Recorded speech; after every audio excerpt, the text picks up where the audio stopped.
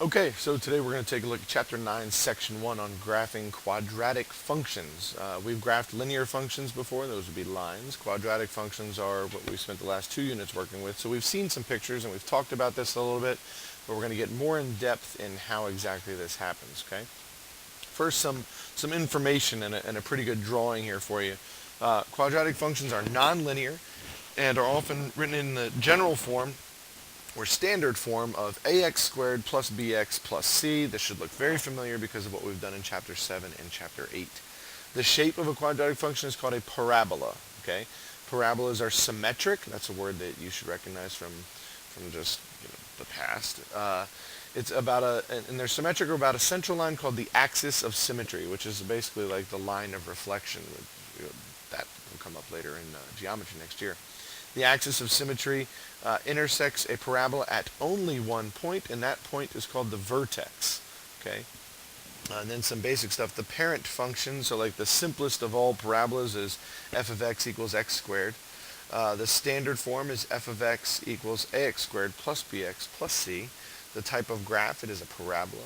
There's a way that we can find the axis of symmetry, and that is that x equals the opposite of b over 2 times a. And the y-intercept is this c function, this c right here, whatever that is, that's the y-intercept. All right. So let's take a look. We can use a table of values to graph. So we have this quadratic right here, 3x squared plus 6x minus 4. It says state the domain and range, and then so we graph the ordered pairs that we're given. And then the parabola extends to all infinity. It's like a line that it goes on forever. So the domain is all real numbers. So even though it's going up right here, it's slowly stretching out also. So it'll go on forever. So the domain is all infinity. The range is y such that y is greater than or equal to this right here, the vertex, because that's -7. So that's the minimum. That's the y value of the vertex. Okay. Let's take a look at an example. And some graph paper is useful, or you can just sketch these, that's fine. I'll have some graph paper for you in class. So use a table of values to graph y equals x squared plus 3x. So let's get a table out. So here's my just a t-chart really. So I'm going to have x and y. And so if I'm just going to pick some values, I'm going to pick some pretty simple ones, -2, -1, 0, 1, and 2. Those are good ones to pick just out of habit because they come up a lot. It gives us information we like. We get when the x is 0, and we get some positive and some negative. So when x is -2, we square that and get 4, and 4 plus 3 is 7. When x is -1, we square that and we get 1, and 1 plus 3 is 4. When x is 0, we get 0 squared is 0, and then 0 that plus 3. And then 1 gives us 4 again, and 2 gives us 7 again. Whoops, I said 7 and wrote 2. There we go. So 7. So now let's graph these points, okay? If we graph this would be at 0, 3, -1, 4, 1, 4, 2, 7, and -2, 7. And again, it's sort of you don't want this to be straight. It's sort of a curvy kind of U-ish shape. All right, but that's good enough. So there's our graph, and then the domain and range. Well, the domain is what? Go back up here and look at your example. The domain is all real numbers because it extends to the left and the right forever. So the domain is all reals. All real numbers. And the range is, and this is where we get into how we write this here, set builder notation. This is y such that y is greater than or equal to, well, what's the smallest y? We want y it's going up, so the smallest y is 3, so that is 3. All right? Easy enough.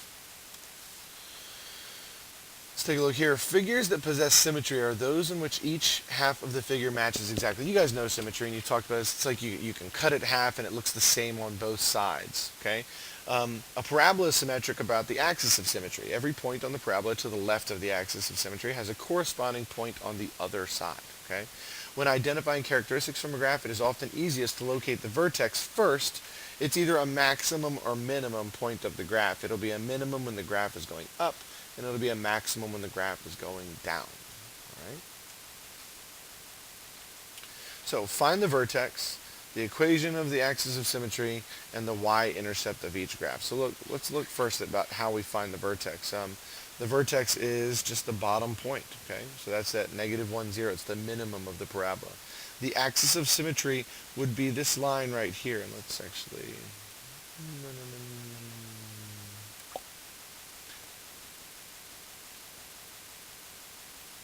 So the axis of symmetry is the point at which it can be cut in half. So there's our axis of symmetry right there. And then the y-intercept. And then the y-intercept, like I said, that's just that right there. So that's at 0, 1. Okay? Easy enough. Let's take a look at the second one. Find the vertex. Well, the vertex on this one, this is a parabola. It appears to be upside down. It opens downward. Okay? There's the vertex. It's right there. It's at the point 2, 3. The axis of symmetry in this case is there. And the y-intercept is right there. So that's located at negative 1. So this is just looking at a picture and identifying some parts. Okay? So let's do that here. Where's the vertex on 2a? So the vertex is right here, and that's at negative 1, 3. What else did we find? We found the axis of symmetry. So the axis of symmetry is right here. And if we wanted to do more than just label it, we could say the axis of symmetry is at the line x equals negative 1. Okay? And then the last thing we found was the y-intercept. And that is right here at 0, 2. Okay? Let's look at that.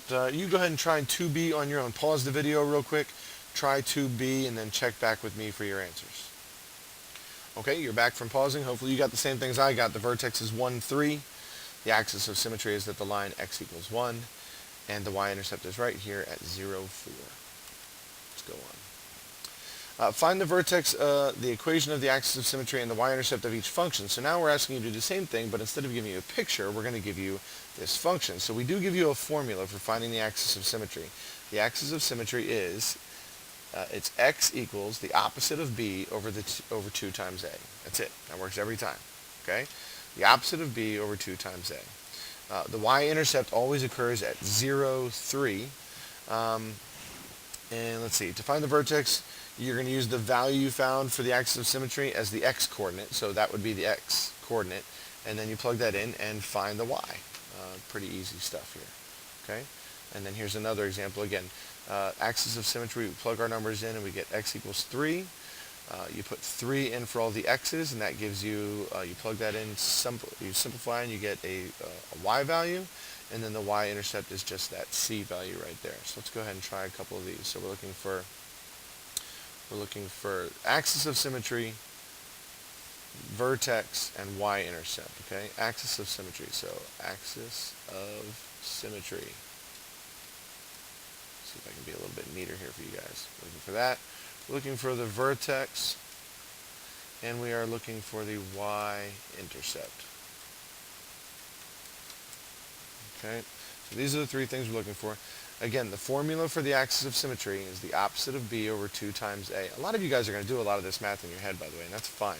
The opposite of b is negative 6 over 2 times a, which is negative 6, so it's 1. So the axis of symmetry here, and again, I'm using this formula right here. X equals the opposite of b over 2 times a. So x equals 1. That's the axis of symmetry for that one. We plug 1 in to get the vertex. So then we have negative 3 times 1 squared plus 6 times 1 minus 5. And that's going to give us y. So that is negative 3 plus 6, which is 3, minus 5, which is negative 2. So the vertex is at 1, negative 2. This is x equals 1. We'll move that aside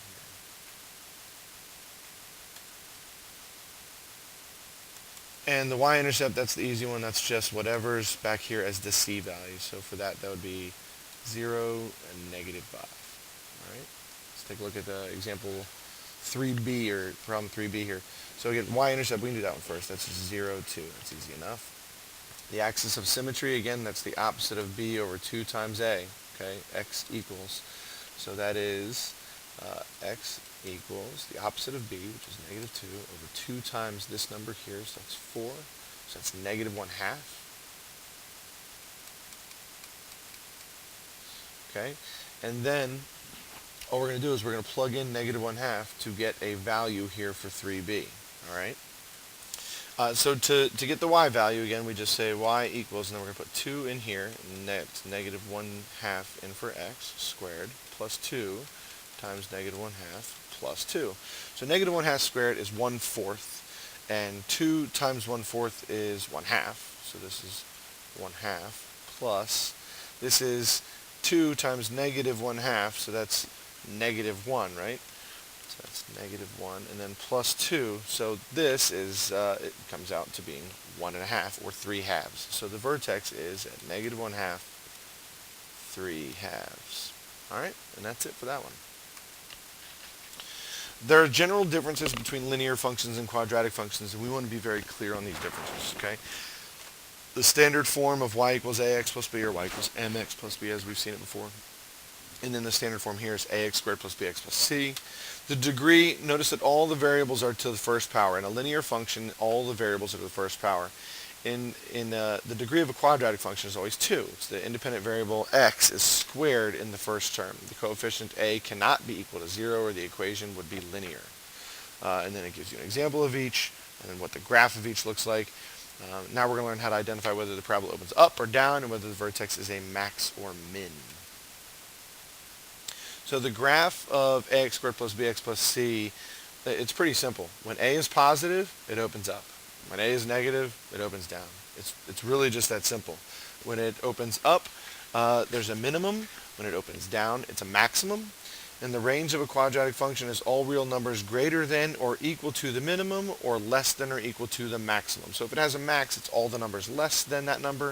If it has a minimum, it's all the numbers greater than that number. It's really actually quite simple. So let's take a look right here. Consider this function. Determine whether the function has a maximum or minimum. Okay, that's step 1. So it's easiest just to determine which way it opens. Because a is negative, it opens down. So that's going to have a maximum. Okay. Part B says state the maximum or minimum value. Well, that's easy. We find the x-coordinate by finding the axis of symmetry, and then we plug that in to find the y-coordinate. And that gives us 8. For example, on this one, we did the negative b over 2a. You got negative 1. You plug negative 1 in. You simplify here, and you get 8. So the maximum value there was 8. State the domain and range. Well, the domain of a parabola, of the ones that, they're going to be all real numbers. And then the range in this case, because it is a maximum, it's going to be all the numbers less than 8. It's because this is going down. Nice arrows. Okay? So let's take a look at this one. Determine whether the function has a maximum or minimum value. Well, that's positive. So this is going to have, it's going to open up, right? So it's going to have a minimum, right? Now let's figure out what that minimum is. Okay? Let's figure out what that minimum is. So the opposite of b over 2a, that's how we find the x value. Okay? So the opposite of b is 4 over 2 times a, which is that, so that's 1. So x equals 1. Then plug 1 in for each of the x's. So we get g of x, or g of 1, equals 2 times 1 squared, which is 2, minus 4 times 1, which is 4, minus 1. 2 minus 4 is negative 2, minus 1 is negative 3. So g of 1 equals negative 3. So the minimum value here is negative 3. The domain is all reals. And the range is y, such that y, and because it's a minimum, it's opening up, it's going to be y greater than or equal to negative 3. Okay? And, sorry, that was a parenthesis there. Ooh, there we go. All right. Let's take a look here. So we've learned how to find several important characteristics of quadratic functions. Okay, we can find the axis of symmetry. We're good there. We can find the vertex and determine whether it's a maximum or minimum. We can find the y-intercept. We can use symmetry to find additional points on the graph if necessary, and we can connect the points with a smooth curve. Okay, that's how we graph these. So, here we go. Graph f of x equals x squared plus 4x plus 3. So, You find the axis of symmetry. You use that to find a vertex. So once you have the vertex, you can put a point there. So we got that. We know that the vertex is at -2, -1 because A is positive and the graph opens up. The vertex is a minimum on this one. Okay, so it's a minimum. We have the y-intercept just by making x 0, and so we know that's 3. So we can put that point. We can put the vertex. We have all these things. We can use symmetry because we know the axis of symmetry is right there and just count from one point to the other. So there's some really simple things we can do to find points and draw our graph. So we're going to do 2 right here. So let's take a look. So -2x squared. You can also always use a table. You know, when in doubt, a table is a good thing. Okay, but we'll try this. So this right here is the y-intercept. I'm going to graph that right away. So I know we have -1 as our y-intercept. Let's find the axis of symmetry. So that's -b over 2a. So -b, that's -2 over 2a. So that's -4. So it's 1/2. Okay, so 1/2, and then let's find where our other point is. So 1/2 squared is 1/4. -2 times 1/4 plus 2 times 1/2, which is 1 minus 1. So this ends up being -1/2. So 1/2 -1/2 is a point, so it's actually right in there. The y-intercept, we have that as -1. We have the axis of symmetry. We know that because the graph is negative, that this point here is the maximum. So it's opening down. So what I'm able to do is if our line of symmetry would be right down the middle here. Okay. So I can find more points just by, it's a symmetry, so it's half that way, so it's got to be half this way. So there's 2 points. I don't know that that's enough to make my graph. Okay, I can always use, a table of values. What if x was negative, let's go -1, or what if x was +2? Just pick one of those and see if you can get another point. So if we make x +2, that's -2 times 2 squared plus 2 times 2 minus 1. This is 4, so that's -8 plus 4 minus 1, so that's -8 plus 4 is -4 minus 1 is -5. So if I go to 2, that means I'm going to go down to 5. And then I can use what I know about symmetry. If I go over 1.5, then I go over another 1.5, and I can get another point. And now I feel like I have enough where I can draw a smoothish line. Smoothish, if you're not aware, is a real word. Okay, so there's that one. Let's do another one. This one we know is going to open up. Okay, so I know I'm going to have a minimum. I know I have the y-intercept of 2. X equals opposite of b over 2a. So opposite of b is 6 over 2 times a, which is 3, so that's 6. So the axis of symmetry is at x equals 1, so I'll put that in. Okay. I already know, I have a point here also now. I know that because of symmetry. If I put x in, I put 1 in here, I can find the y value. I can find the minimum. So 3 times 1 squared, that's 3 minus 6 plus 2. So that's at -1. So there's a point there. Again, you can always find more points. Just pick another number and put it in. And you get more points, obviously enough. So what if x were 3? Okay, what if x were 3? So if x were 3, we'd have 3 squared, so that's 9. 3 times 9 is 27, minus 18 plus 2. So 27 minus 18 is 9, and 9 plus 2 is 11. So that goes off our chart here a little bit, but it would be all the way up here somewhere. And then it would be the same on the other side. I know you don't have enough room for that on this one, but usually on a test situation or something like that, or if you're drawing your own or using your own graph paper, you'll either have enough room or we'll make it work, but something like that. Okay, again, this is just a sketch. We're trying to get the idea of how to draw these. Let's take a look here at a word problem. You've used what you know about quadratic functions, parabolas, and symmetry to create graphs. We can analyze these graphs to solve real-world problems. So, cheerleaders at Lake High School launch T-shirts into the crowd every time the Lakers score a touchdown. The height of the T-shirt can be modeled by the function h of x equals -16x squared plus 48x plus 6, where h of x represents the height. So just to graph the function, we do everything we've been doing. You find the axis of symmetry. use that to find the vertex, you have the y-intercept, and you graph. And we end up with this big giant graph up here. Find another point, you can always just choose an x value of 0 and substitute. So we repeat this, choose an x value of 1, get another point, and then it has some questions. So at what height was the t-shirt launched? So that's going to be the y-intercept. So when x equals 0, so the t-shirt was launched from 6 feet off the ground, so whoever's holding it was holding it at 6 feet, or if it was on a cannon of some kind. What is the maximum height of the shirt? Well, the maximum height of the shirt is going to be up here.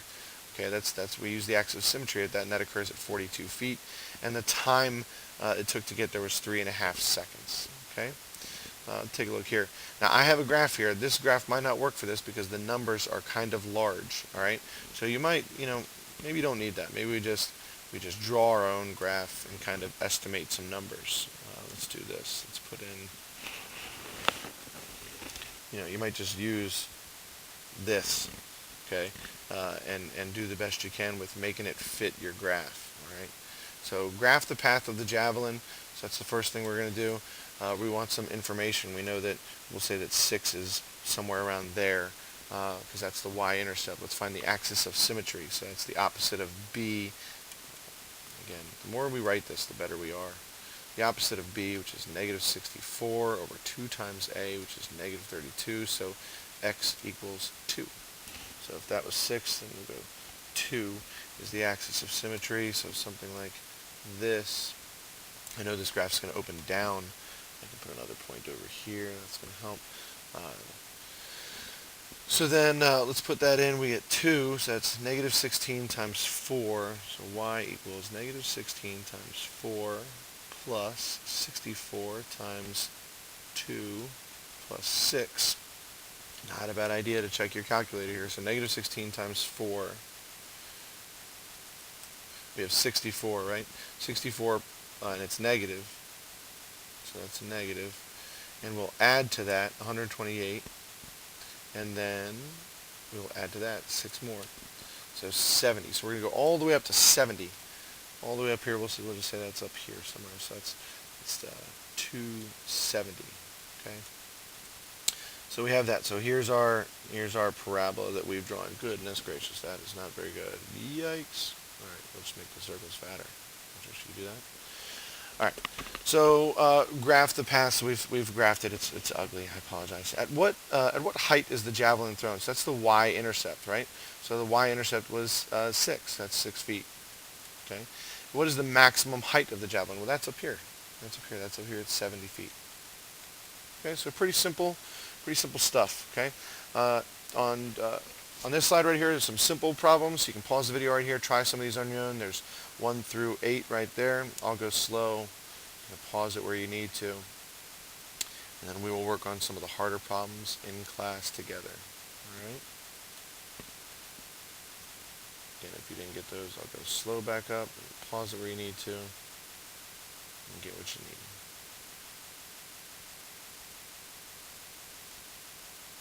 All right, guys. That's it for the notes.